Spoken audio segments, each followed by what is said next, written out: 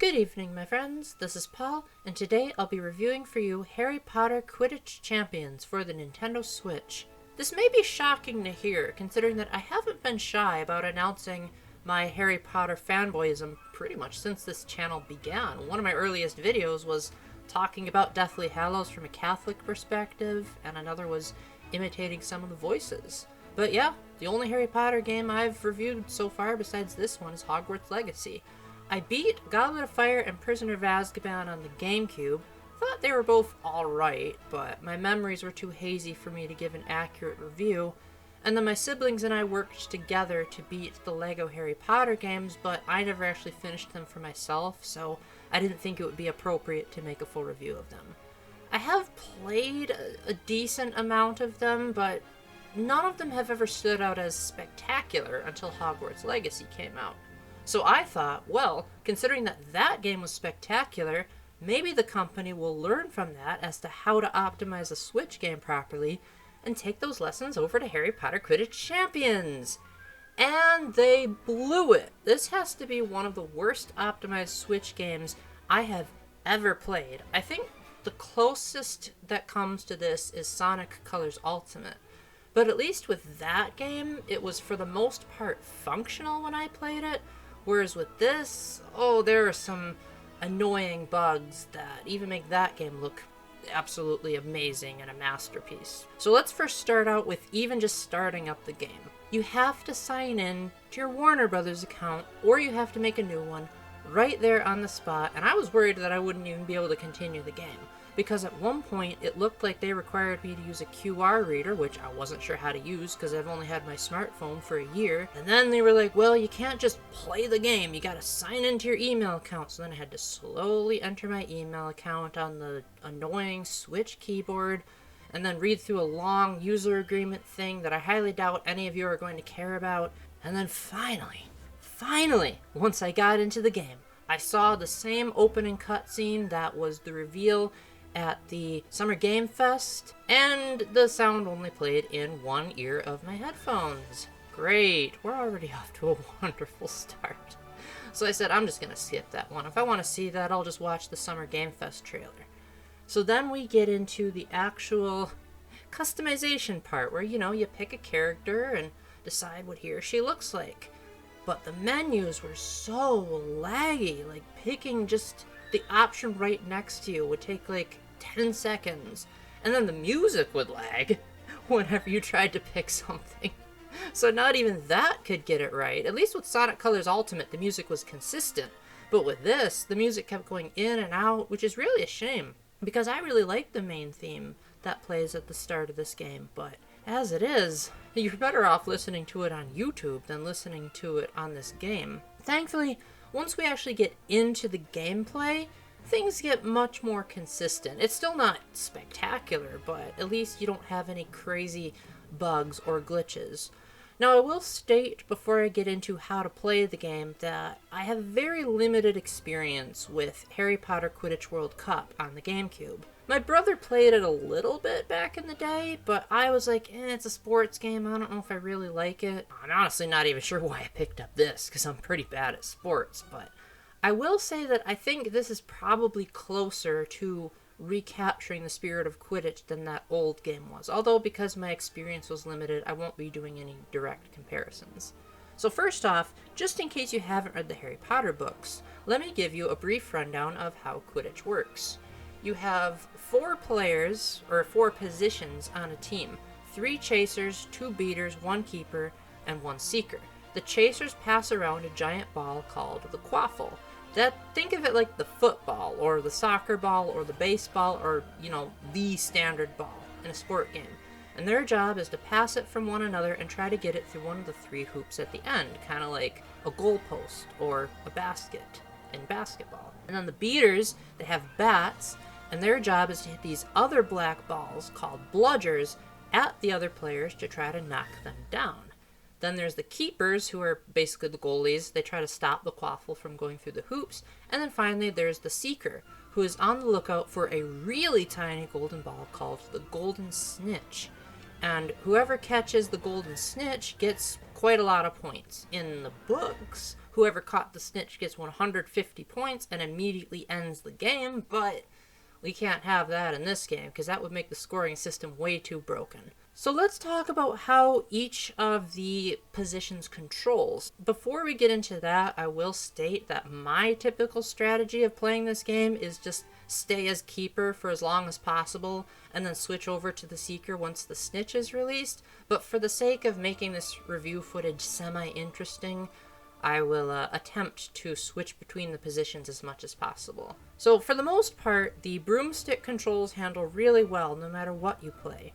You can boost, you can fly just at a regular speed, and it feels similar enough to the broomstick controls in Hogwarts Legacy, where after a few tries, I think I got the hang of it. You can also drift if you're a Mario Kart veteran, although it didn't work nearly as well as it did in that game.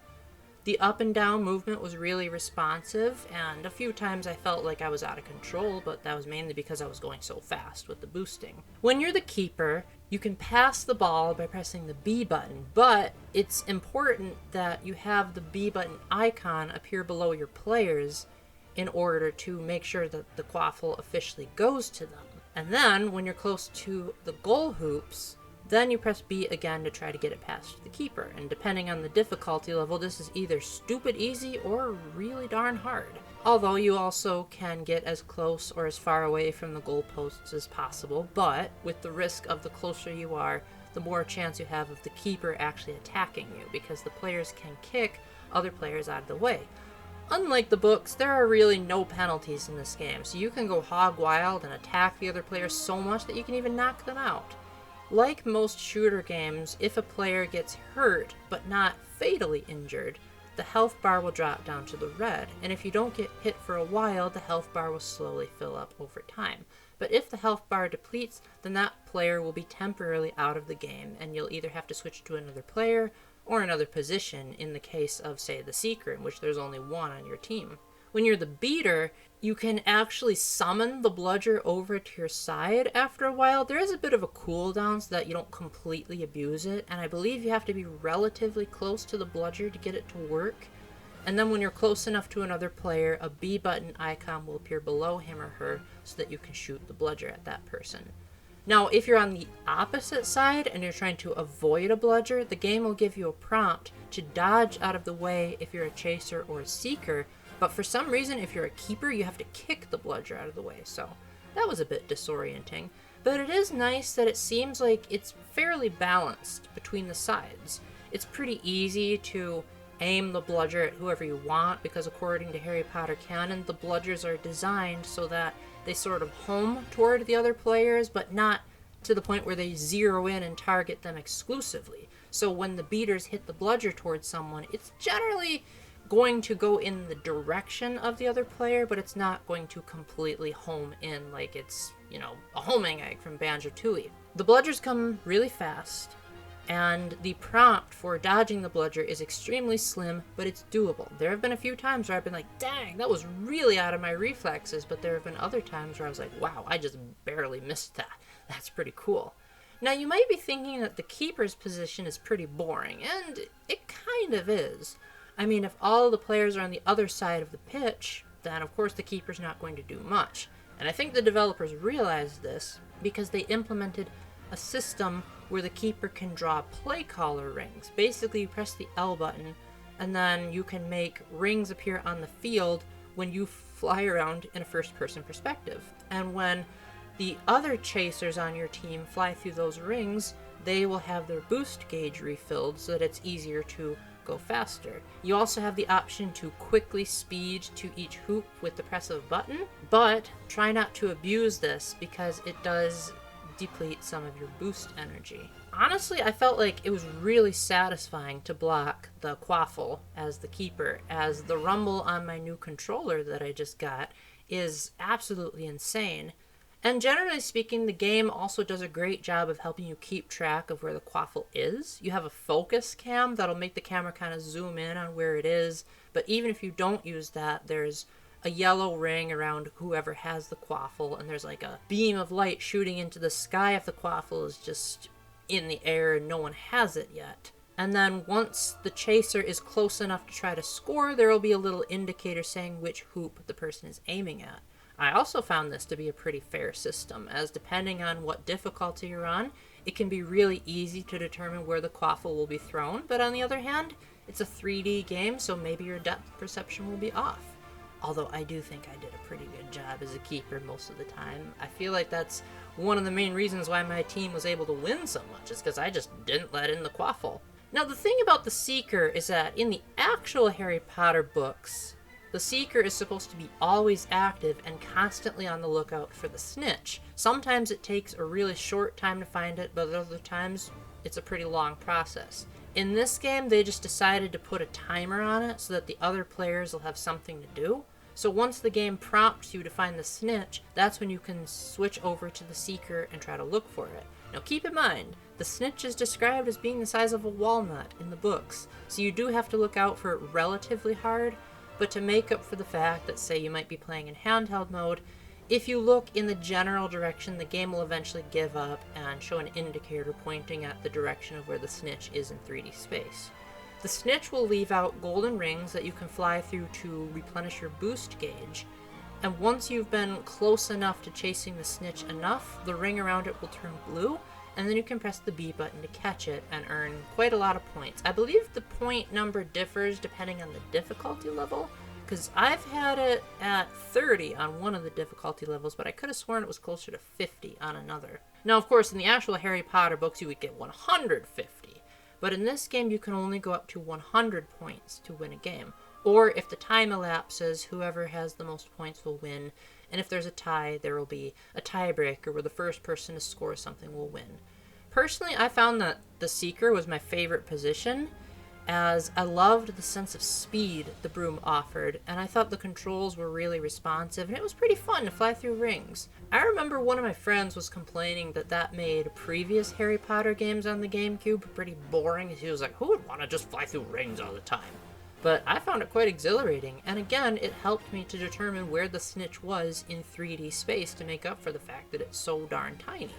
And we might not necessarily be as good at spotting small objects in the distance as Harry is, so it's nice and accommodating. But what about what you do between the matches? Well, to be honest, this game has kind of laughable amounts of content. There is a single player mode where you play through 4 different cups, and these cups are kind of basic. Like, a lot of them seem like they repeat themselves, and because it's presented in a tournament, you play on the same field with the same commentators over and over again. Just, oh, you'll be facing this team this time. And you'll hear some quips from famous Harry Potter characters. Generally, I think the voice acting is pretty good. The actress who played Ginny was a heck of a lot better than Bonnie Wright, although I'm also willing to admit that maybe Bonnie was just given bad direction as opposed to her being a bad actress. I also think the sound alike that they got for Harry was incredible. He was played by Kyle McCarley, who is also known for playing Alm in Fire Emblem Echoes, and he seriously could pass for Daniel Radcliffe, as he captures a lot of his isms and his accent really, really nicely. They also got Luke Youngblood, the actor who played Lee Jordan in the first 2 Harry Potter movies, to reprise his role for this game, and he does a spectacular job. The problem is that the nature of a video game means that it can't be quite as dynamic as how it was in the books. You don't get a whole lot of, "Sorry, Professor, didn't mean to say that," like you did in the books, which made it so entertaining to read to my sister, and since he can't call out the names of the custom characters that you make, there's a lot of generic, "the keeper blocks the shots." Still, Luke Youngblood did play quite a lot of characters in Hogwarts Legacy, so it's nice to see that he seems like he's a diehard Harry Potter fan, and they didn't just completely abandon the cast from the movies. Unfortunately, once you beat all of the cups in the single-player mode, there's not really a credits sequence. The game just kind of ends. There's a short video that celebrates your team winning each cup, but that's about it. Now, there's achievements in which you can unlock additional gold and jewels to customize your team and to buy new things, such as new emotes, new characters that you can play as, or new costumes, new brooms, etc. There's also an upgrade system where you can get skill points, and you can essentially level up your character by giving him or her various buffs. And this was pretty alright. I didn't really notice any difference as I played along, but that could have also just been that I kept playing on the harder difficulties as I progressed, and I just got better while the other players got better as well, so it didn't seem like much was happening.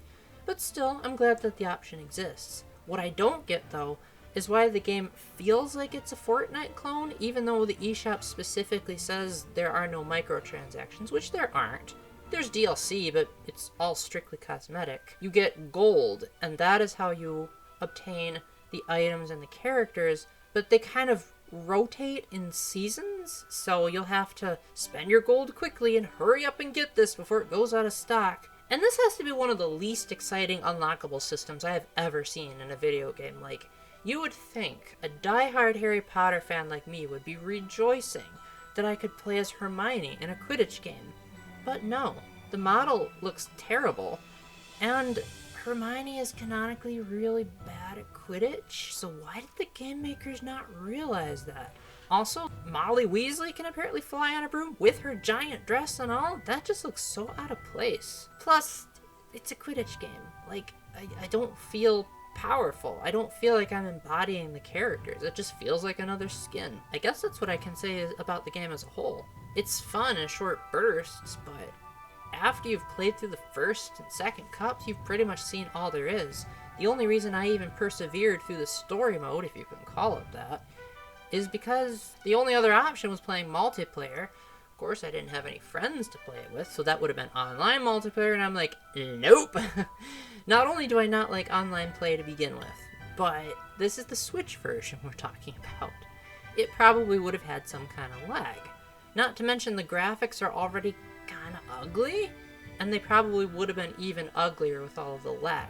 This is really embarrassing how they couldn't even handle getting rain and mud right when Hogwarts Legacy on the Switch, same hardware, looked so significantly better.